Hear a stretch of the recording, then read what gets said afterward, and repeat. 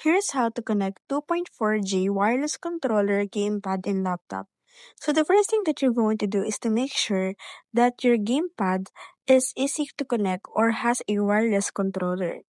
Now get your game stick control section and make sure that it is turned on.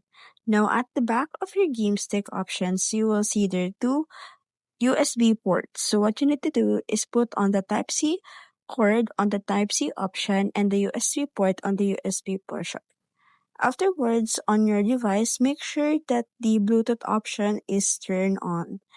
And then after making sure that your Bluetooth option is turned on, you will see there the add device option.